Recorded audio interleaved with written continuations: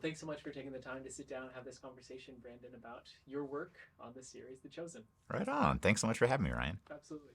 Well, to start, can you tell us a little bit about your character, Quintus?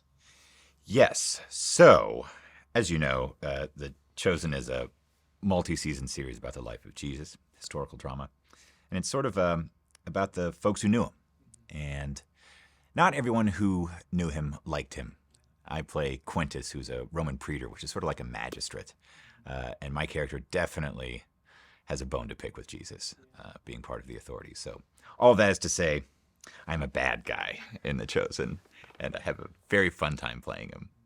Fun. Okay, so there's a villainous or contentious nature to Quintus's relationship with Jesus. Of course. How do you bring some level of humanity to that character when maybe it's very easy just to sort of pigeonhole him as a quote unquote bad guy, as you say? Well, anytime you're playing a bad guy, you sort of have to relate and empathize with your character. And in this case, it means waking up every day and thinking that you're bringing order to people's lives, right? As an official in the Roman government, that's what I'm doing. I wake up every day thinking I'm going to do good for the Roman Empire. I don't wake up thinking, I'm going to do evil today, right? And this pesky Jesus character keeps threatening the order, right? And his followers are growing in influence. He's growing in influence. And that's really shaking things up, which is antithetical to everything that Quintus stands for. And that's where that contention comes in. I don't think I'm doing bad stuff. I think I'm giving people order, what they need, stability. And this guy, this Jesus guy, is threatening that. Yeah. So in that threatening relationship, in that sort of potential of disorder, are there any character developments in Quintus that you've experienced along the way? Yes. I think that for most of his career, he's been able to sort of move upwards in the ranks and exercise power kind of unimpeded. Yeah. And when you have that kind of ease moving through the world, nothing's ever really tested, right? And now that his influence is increasing every day, that there is a little bit of resistance. There is a problem. There is a stumbling block. And I think that's when a lot of cracks in Quintus's armor sort of appears. He's maybe not as put together as he would like to think that he is. Yeah, and so there's some surprise. Yep.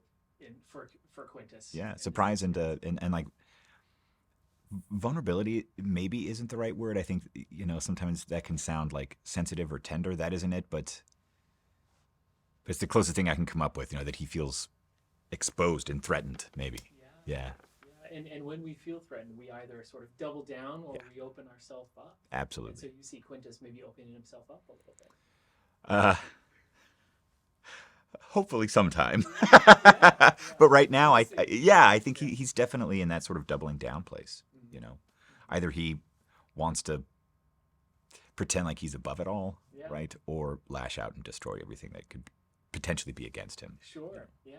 So maybe some foreshadowing there. Maybe looking ahead a little bit. What are you excited about for your character in season 4? Oh my gosh, I'm excited about the fact that he is experiencing real consequences. I think that has been a real challenge and enormously satisfying to play, that there are consequences this season for Quintus, whereas in previous seasons he got to, like I said, exercise power unimpeded. And now that is no longer the case. There are political factions at play within the Roman government, and there, of course, is the rising influence of Jesus and his followers. So consequences is a theme for Quintus. Yep, I think so. Yeah, and in a novel way. Yeah, experience. I think these are the sorts of consequences that could break someone, and I think Quintus viewed himself as unbreakable. Yeah. One of the themes in these stories is the role of insider and outsider. Mm-hmm. Can you talk a little bit about maybe how those lines get blurred in this series? Who's inside, who's outside? I think that's a really interesting and insightful take on it, the sort of inside and outside. Obviously, Quintus is, pun intended, the quintessential insider, right, in terms of the powers that be, the government. Yeah. But in the way that, for example, Matthew was an insider to the government, and then eventually started following Jesus in an earnest way, right? And Right. kind of becomes the outsider. Yeah. So we see like the permeability of that line, right? Insider versus outsider in this show quite a bit. There are more crossings of that line for other characters. I'm not going to spoil anything as much as you might try to get me to. There is a lot of that. That permeability is explored in this season, and I don't think that Quintus has approached that line yet. He's definitely still deep on the inside. But I like that you describe it as permeable. Those aren't Yeah. rigid boundaries. That's right. Insider, outsider, and with the permeability, there is a dynamic nature to the characters. That's right. That's right, because they could change at any time. And as we all know, people who meet Jesus they're changed. Yeah. Yeah. Absolutely. Can you speak a little bit about, talking about change, how has your work on the series impacted you personally? It's impacted me at nearly sort of every level of my life. So it's hard to nail down one thing to talk about. One thing that I've been thinking about a lot is, so Quintus is a part of a larger story that he doesn't fully understand. And that's really typified in his conversation with Jesus in season 2, that he so clearly did not know who he was across the table from. And I've been thinking about that a lot. I relate to that because, my role in The Chosen, I don't know that I fully understand the reach and impact of this show. I'm a part of something that I don't fully understand.